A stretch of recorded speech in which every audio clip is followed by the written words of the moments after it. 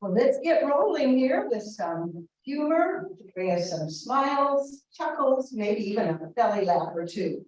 Our first contestant, Dan Magill, light bulb moments. Light bulb moment, Dan Magill. Thank you. No, I'm good. Thank you. Thank you. Have you ever had one of those ideas late at night while you're lying in bed? Not one of those ideas, Greg Scott. No. No, I mean the kind of idea that leaves you buzzing with excitement because you know that if morning could just come quickly enough, this is the idea that's going to change everything. And then morning does come and suddenly we're not quite so sure anymore, are we? Well, apparently there's some science behind this. What happens is, when we go to sleep at night, just before we go to sleep at night, our brain enters what's called super learning mode. And it's when we're at our most creative. Now, the inventor, Thomas Edison, he loved his nighttime ideas, the inventor of the light bulb. And every night, he would go to sleep in his chair, a bit like some of you are doing now. He would go to sleep in his chair holding some marbles. And as he dropped off, so were the marbles, and it would wake him up. And he would jot down as many ideas as he could because he knew that's when he was at his most creative. And yes, apparently there is some truth in the rumor that shortly after visiting his first advanced Toastmasters club, Edison invented the red light bulb. Contest chair, fellow Toastmasters. Back in February 2020, I had one of those late night light bulb moments. Lying in bed at 3 a.m., I decided it might be a good idea to quit my day job and become a stand-up comedian. Now, of course, the following day, the doubts set in, so I called up my Toastmaster mentor to see what she thought. Go for it, she said. You'll make a hilarious comedian, she said. I can't wait to see this magical journey of yours unfold, she said. She said no such thing. She was my unpaid Toastmaster mentor. She didn't even answer the phone. But it didn't matter. I'd made my decision.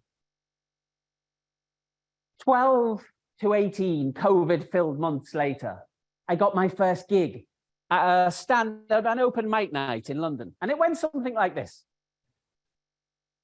Hi. How many Toastmasters does it take to change a light bulb? 100. That's 1 to change the light bulb and 99 to try and find the evaluation form on Pathways.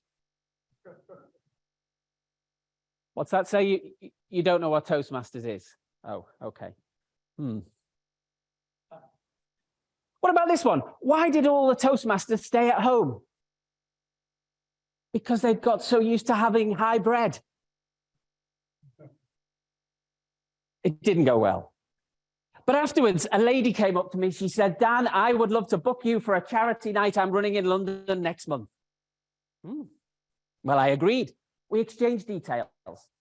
The day before the gig, she sends me a message on Facebook. She said, hi, Dan. I just want to check you're not going to say anything offensive tomorrow. She said, this is a charity for disadvantaged children, and there'll be lots of sensitive parents in the audience. Now, I have a daughter with a disability. Her name's Emily. She's profoundly deaf. So I replied, I said, no problem. I said, I do actually have a deaf daughter and some of my materials about her, but don't worry, it's not offensive. Now that's what I thought I'd typed. What I actually typed was, no problem. I do actually have a dead daughter and some of my materials about her, but don't worry, it's not offensive. Smiley face, thumbs up, wink. I didn't know what I'd said. And she replied, I'm so sorry.